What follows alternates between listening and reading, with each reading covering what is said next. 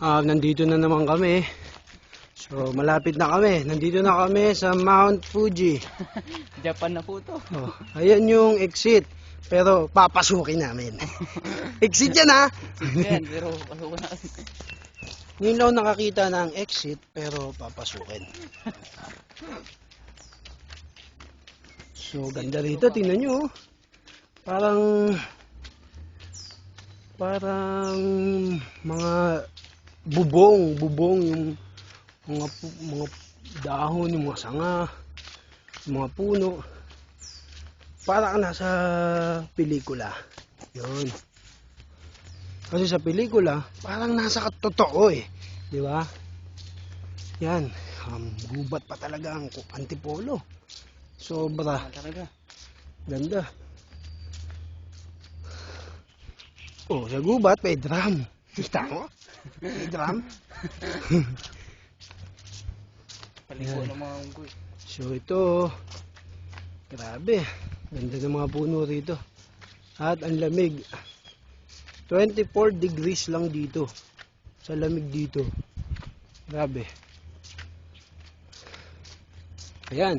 May mga puno ng eucalyptus. Wala lang kuwala eh. Yan. Yan. Ang daming puno. Ang lamig dito. Napakalilim.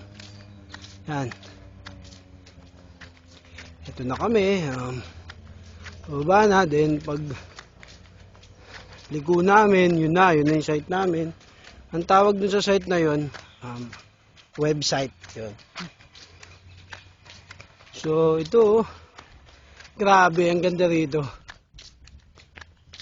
Grabe. Kaya matataba ang mga puno sa gubat dahil sa isang pangyayari nung ginawa yung tao, dumami yung tao, yung dumi nila, sa lupa lang sila dumudumi.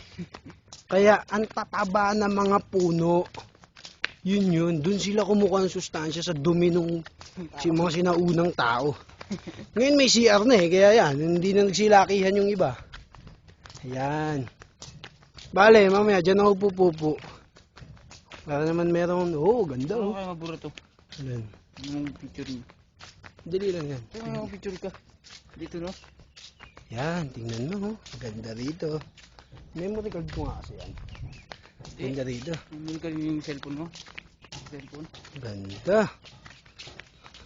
Very beautiful. Ayan yung site namin. So,